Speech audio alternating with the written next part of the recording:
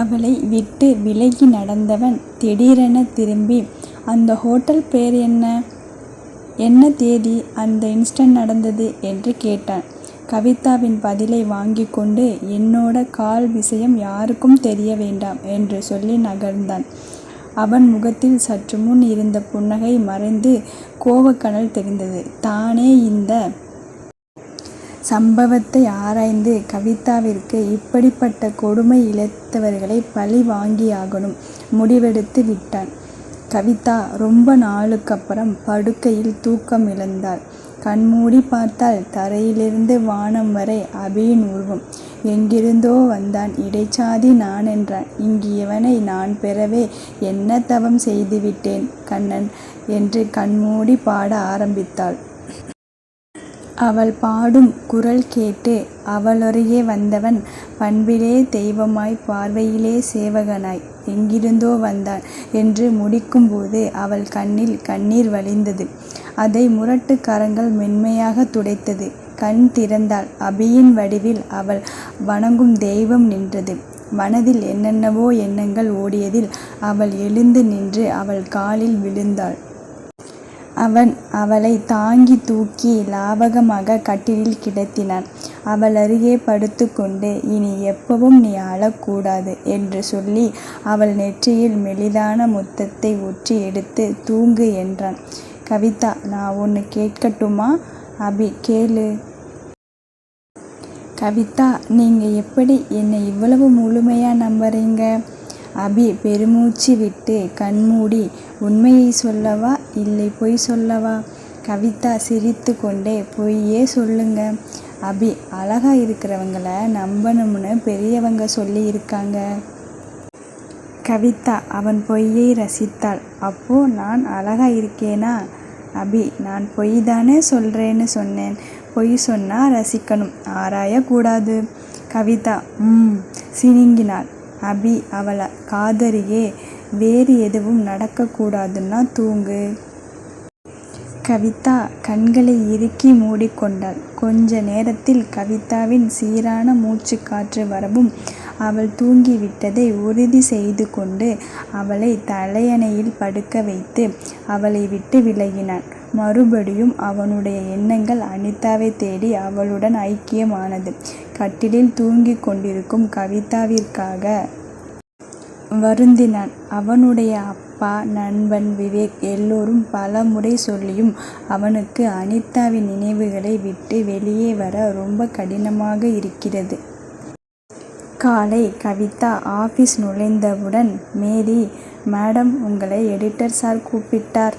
கவிதா தலையில் கை வைத்து கொண்டாள். காலையிலேயே ஆரம்பிச்சிட்டானா? அனுமதி வாங்கி அவன் அறைக்குள் நுழைந்தாள். ரிஷி பெரிய மாஸ்டர் பிளான் போட்டுட்ட போல இருக்கு. கவிதா, என்ன சொல்ல வர? ரிஷி, அதான் என்ன பழி வாங்கத்தானே எங்கள் சித்தப்பாவை கல்யாணம் பண்ணிக்கிட்ட. கவிதா, அப்படியா? ரிஷி கவிதாவை நெருங்கி, என்ன கிண்டலா? அவர் 6 வருஷத்துக்கு முன்னாடி நடந்த ஒரு விபத்தில் தன்னுடைய உயிருக்குயிரான காதலியை இழந்துட்டு வாழ்க்கையில் ஒரு நடைபிணமாக வாழ்ந்துட்டு இருக்காரு. அவரை எதுக்கு ஏமாத்த நினைக்கிறே? உனக்கு எவ்வளவு பணம் வேணும் சொல்லு, நான் தரேன். என்னோட சித்தப்பாவை விட்டு விலகிடு. கவிதா ரிஷியின் சட்டையை பிடித்தாள். என்ன சொல்லற? உன்னால் இவ்வளவு கேவலமாக என்னை பற்றி யோசிக்க முடியுமா? யார் சொல்லி கொடுத்து என்ன இந்த கேள்வி கேட்கிறாய்? உன்னோட சித்தப்பா யாருன்னு எனக்கு எப்படி தெரியும்? நீ சொன்னியா இல்லை யார் எனக்கு சொன்னது இதுதான் உன்னோட சித்தப்பான்னு? எத்தனை பேருக்கு தெரியும் உனக்கும் அவருக்கும் உள்ள உறவு?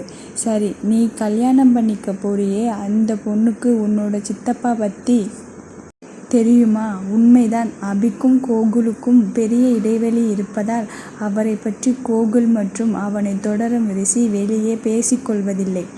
ரிஷிக்கு விவரம் தெரிந்து தன்னுடைய சித்தப்பா மேல் ஏதும் பெரிய விரோதம் இல்லை. இப்போது கவிதா உறவை தவிர.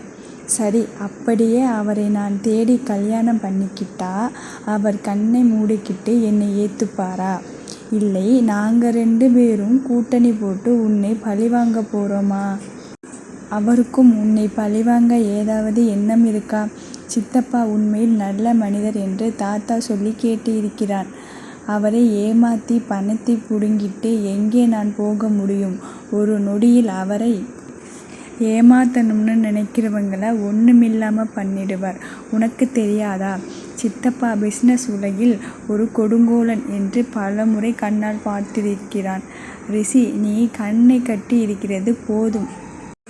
முடிஞ்சா உன்னோட மனசை நேர் செய்து சரியான பார்வை பாரு. இல்லேனா நீ சீக்கிரம் வேறு ஒருத்தர் ஆட்டி வைக்கும் பொம்மையாக மாறிடுவ. ரிஷி அதிர்ந்தான். அப்படியா? ஆமாம், அதுதான் உண்மை. நானா எதுவும் தெரிஞ்சுக்காம மற்றவர்கள் சொல்வதை தான் பேசிக்கொண்டிருக்கிறேன். அந்த நேரத்தில் வினிதா கதவை திறக்க, கவிதா ரிஷியின் சட்டையை பிடித்து கொண்டிருந்த பிடியை தளர்த்தினாள். வினிதா, உள்ளே ஏதோ நடக்கிறது. எடிட்டருக்கும் கவிதாவுக்கும் ஏதோ தவறான உறவு இருக்கிறது என்று முடிவு செய்து, சாரி, நான் அப்புறம் வரேன் என்று வேகமாக வெளியேறினாள். கவிதா தன்னுடைய உடையை சரி செய்து கொண்டு அங்கிருந்து நொடியில் பறந்தாள். ரிஷிக்கு கவிதாவின் கேள்விகள் மனதை அரிக்க போன் எடுத்தான். 2 வருஷத்துக்கு முன்னாடி என்ன நடந்ததுன்னு எனக்கு தெரியணும் என்று மற்ற விளக்கம் சொல்லி வைத்தான். ரிஷிக்கு சிறிது நேரத்தில் தகவல் கிடைத்தது. ஒரு பெரிய ஆள் கவிதாவின் கடந்த காலத்தை தோண்ட ஆரம்பித்து விட்டார் என்று. யாராக இருக்கும்? சித்தப்பாவா இருக்குமா? அவர் அன்று என்ன நடந்தது என்று தேட ஆரம்பித்து விட்டார் என்றால் இனியை அவர் முழுவதுமாக நம்புகிறார். அவள் குற்றமற்றவள் என்று நிரூபிக்க துடிக்கிறார். நான் ஏன் அவளை நம்பவில்லை? 6 வருஷ காதல் என் மனதில் குப்பை போல் அசிங்கமாக இருந்தது. நம்பிக்கை இல்லாத காதல். அது பேர் காதல் இல்லை. இனி உன்னோட தூய்மையான இதயத்துக்கு நான் எந்த விதத்தில் ஈடாவேன்? கவிதா அபியின் காதலை பற்றி தெரிந்து கொண்டு துடித்து போனாள். உனக்கேனடா இப்படி ஒரு சோகம்? நான் என்னை பற்றியே நினைச்சிட்டு இருந்துட்டேன். என்னால் முடிஞ்சா உன்னுடைய வேதனையை தீர்த்து உன்னை சந்தோஷப்படுத்துவேன். உன்னை பற்றி யார்கிட்ட கேட்கட்டும்? உன்னிடம் கேட்டால் நீ வேதனைப்படுவாயா? வேண்டாம், என்னால் அதை தாங்க முடியாது. ரிஷிக்கிட்ட கேட்டா தெரியுமா? மனதை தேற்றி கொண்டு ரிஷியின் அறைக்கு சென்றாள். அனுமதி கேட்டு உள்ளே நுழைந்தாள். ரிஷி அவளை பார்த்தான். எதுவும் பேச தோணாமல் அமைதியாக இருந்தான். கவிதா, ரிஷி உன்கிட்ட கொஞ்சம் பர்சனலாக பேசணும். ரிஷி, இனி 2 வருஷத்துக்கு முன்னாடி நடந்த சம்பவத்தில் உன்னை நான் தப்பாக நினச்சிட்டேனே. கவிதா, ரிஷி, அந்த சம்பவம் பற்றி இப்போ பேச வேண்டாம். அதுவும் இல்லாமல் அதை பற்றி பேசினா இன்னும் வேதனை அதிகம்தான் ஆகும். ரிஷி, இனி நீ ரொம்ப பக்குவமாக பேசுகிற. கவிதா, ரிஷி, என்னோட சூழ்நிலையும் வாழ்க்கையும் நிறைய பாடங்களை கற்றுக் கொடுத்திருக்கு. அதுக்கு உண்டான பக்குவம் எனக்கு வந்திருக்கு. ரிஷி கண்ணில் வேதனையுடன், ரொம்ப கஷ்டப்பட்டியா இனி? கவிதா, ரிஷி, அதை பற்றி இப்போ வேண்டாம். எனக்கு ஒரு விவரம் தெரியணும். ரிஷி, கேளு இனி. கவிதா, அவர் பற்றி நீ என்னமோ சொன்ன இல்ல, அதுதான். ரிஷி இதயத்தில் ஈட்டி பாய்ந்தது போல இருந்தது. தெரியாதது போல. யார் பற்றி நீ?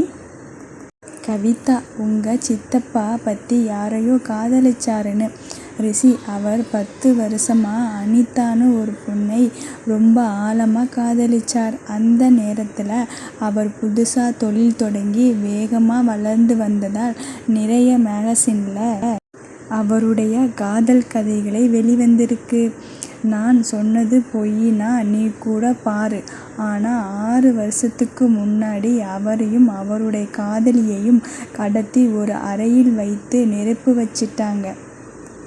அந்த நேரத்தில் அவர் அவருடைய காதலியை பற்றி யோசிக்காம அவங்களை விட்டுட்டு இவர் மட்டும் தப்பிச்சு வந்துட்டார்.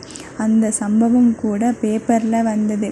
அவர் சுயநலமாக இருந்துட்டார். அவருடைய உயிரை காப்பாற்றிக்கிட்டு அவருடைய காதலியை கைவிட்டுட்டார். அவரை போன்ற சுயநலவாதியை யாருமே பார்த்திருக்க முடியாது. இவரால் தான் அந்த பெண்ணுக்கு அந்த நிலை வந்தது அப்படின்னு நிறைய ஆன்லைன் விவாதங்கள். அந்த சம்பவத்துக்கு அப்புறம் அவர் சக்கர நாற்காலியில் கிடத்தப்பட்டார். எந்த பெண்ணுமே அவரை ஏறெடுத்து பார்க்கவில்லை. காரணம் என்னன்னா, ஒன்று, அவரை நம்பி போனா ஏதாவது ஆபத்து வந்தாலும் சுயநலமாக தன்னை மட்டும் காப்பாற்றி கொண்டு கூட இருப்பவரை தூக்கி எறிந்து விடுவார். இன்னொன்று, அவர் ஒரு ஊனமுற்றவர், படுக்கையில் அவரால் சந்தோஷத்தை கொடுக்க முடியாது என்று சொல்லி நிறுத்தியவன், இனி நீயும் உன்னோட வாழ்க்கையை பற்றி யோசிச்சு முடிவு செய் கவி, அதை பற்றி நான் பார்த்து கொள்கிறேன். ரிஷி, அதுவும் இல்லாம அவர் உன்னை காதலிக்கவில்லை, நீயும் அவரை காதலிக்கவில்லை, உங்களால் சேர்ந்து வாழ முடியாது என்றவனை கூர்மையாக பார்த்து, நான் அவரை காதலிக்கவில்லைன்னு யார் சொன்னது? ரிஷி, எனக்கு தெரியும், இனி உன்னால் என்னை மறக்க முடியாது. கவி, எதுக்கு ரிஷி? ஏன் என்னால் உன்னை மறக்க முடியாது? உன்னை மறக்காமல் நான் இருக்கணும். ஆனால் நீ வேற பெண்ணோட அவள் வயிற்றில் கருவை கொடுக்கும் அளவுக்கு இணைஞ்சிருப்ப இல்லை? என்ன ஒரு ஆணாதிக்கம்! இப்போ சொல்லறேன், உன்னை நான் மறந்துட்டேன். நான் அபியை காதலிக்கிறேன். அவர் என்னை காதலிக்கும் வரை காத்திருப்பேன் என்று சொல்லி வெடுக்கென்று எழுந்தாள். ரிஷி அவனுடைய இருக்கையிலிருந்து எழுந்து கவிதாவின் கையை பிடித்து, இனி ப்ளீஸ், என்னால் உன்னை மறக்க முடியலை, என்னிடம் வந்துவிடு. கவிதா கேலியாக சிரித்தாள். அதுக்கு உனக்கு என்ன தகுதி இருக்கு? 2 வருஷத்துக்கு முன்னாடி உன்னோட ஆதரவு எனக்கு தேவைன்னு உன்னை தேடி வந்த எனக்கு நீ என்ன கொடுத்தே? உன்னோட நம்பிக்கையின்மை என்னை தீவிரமான மன உளைச்சலுக்கு ஆளாக்கி எவ்வளவு வேதனையில் இருந்தேன் தெரியுமா? இப்போதான் எனக்கும் என்னோட மனசுக்கும் ஆறுதல் உங்கள் சித்தப்பா மூலமாக கிடைச்சிருக்கு. அதை தவிர்த்து நான் உன்னோட வர உனக்கு தகுதி இல்லை என்று அவன் கையை உதறி வேகமாக வெளியேறினாள். வெளியே வினிதா, என்ன கவிதா மேடம், அடிக்கடி எடிட்டர் ரூமுக்கு போயிட்டு வேகமாக வெளியே வர்றீங்க, ட்ரெஸ் வேற கலைஞ்சிருக்கு. கவிதா உடையை சரி செய்து அவளை முறைத்து, உனக்கு பதில் சொல்ல வேண்டிய அவசியம் எனக்கில்லை என்று நகர்ந்தாள். வினிதா அவளுடைய செய்கை பார்த்து சிரித்து அவள் பின்னாலே சென்று, ஆமாம் மேடம், நீங்கள் பெரிய இடம், எங்களுக்கு எல்லாம் பதில் சொல்ல தேவையில்லைதான். கவிதா நின்று, உனக்கு என்ன வேணும்? வினிதா, எனக்கு தேவையானது கிடைச்சிடுச்சு, இனி உங்களுக்கு இங்கே என்ன மரியாதைன்னு பார்த்துடலாம் என்று சொல்லி நகர்ந்தாள். சில பேருக்கு சிலரை பார்த்தால் தானாக உள்ளிருந்து பொங்கும் விரோதத்தை காரணம் சொல்லி வரையறுக்க முடியாது. வினிதா வேலைக்கு சேர்ந்த முதலே கவிதாவின் மேல் விரோதமும் பொறாமையும் பாராட்டி வந்தாள். கவிதாவிற்கு எப்படி பிரச்சனை கொடுக்கலாம் என்று யோசித்து கொண்டிருந்தவளுக்கு சரியான தீனிதான் இந்த விஷயம். கவிதாவுக்கு அபியை பற்றிய நினைவுகளே நிறைந்து இருந்தது. மாலை வீட்டுக்கு போனதும் முகம் கழுவி பூஜை அறையில் விளக்கேற்றி வீட்டில் சாம்பிராணி போட்டு காஃபி கலந்து எடுத்துக்கொண்டு சோஃபாவில் சாய்ந்தாள். அனிதா, நீ அவரை விட்டு போனதாலதான் எனக்கு அவர் கிடைத்தார் என்று மனதால் அவளுக்கு நன்றி கூறினாள். காய வைத்த துணிகளை மடித்து வைத்து தன்னுடைய துணிகளை தன்னுடைய இடத்தில் அடுக்கி வைத்துவிட்டு அபியின் துணிகளை அடுக்கும்போது அவள் கைகளில் கிடைத்தது அந்த மணி மாலை. அதன் அருகே ஒரு ஃபோட்டோ இருந்தது. பின்னால் அனிதா லவ் யூ அபிமன்யு என்று அழகாக எழுதியிருந்தது. ஃபோட்டோவை உற்று பார்த்தாள். அழகான சிறிய வயது பெண் அதில் பளிச்சென்று கள்ளமென்று சிரித்து கொண்டிருந்தாள். உண்மையில் அபியின் அழகுக்கேற்ற பெண்ணவள். சிவப்பு நிற உடையில் தேவதை போல இருந்தாள். கவிதாவிற்கு மனதில் இத்தனை அழகான பெண்ணை அற்பாயுளில் தூக்கி கொடுத்த அவளுடைய தாய் தந்தையின் வேதனை பற்றி நினைத்து ஒரு சங்கடம் உண்டானது. அபியின் மனம் எத்தனை வேதனை அடைந்திருக்கும். வெளியே கார் சத்தம் கேட்க அனைத்தையும் மறுபடி பழைய மாதிரி வைத்துவிட்டு வெளியே வந்தாள். அபி வீட்டில் யாரும் இல்லை என்பதை அறிந்து கொண்டு சக்கர நாற்காலியை விட்டு எழுந்து நடந்து வந்தான். கவிதா அவனை பார்த்து ஓடி சென்று அவனை அணைத்து அவன் மார்பில் ஒளிந்து கொண்டாள்.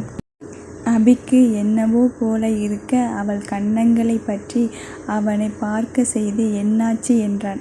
கவி ஒன்றுமில்லை என்று தலையாட்டி காஃபி போடட்டுமா என்றாள். அவள் ஒன்றுமில்லை என்றாலும் அவள் கண்களில் இருந்த ஒரு பயம் அபிக்கு வெளிச்சமாகத் தெரிந்தது. அபி சரியென்று சொல்லி அவனறைக்குச் சென்று உடை மாற்றும் போது கவனித்தான். அவனுடைய உடைகள் அங்கு அடுக்கப்பட்டு இருந்தது. கவிதா உடைகளை அடுக்கியிருந்தால் போட்டோவைப் பார்த்திருப்பாளோ என்ற கேள்வியுடன் அவசரமாக அனிதாவின் போட்டோவைப் பார்க்க அது கவிழ்ந்திருந்தது.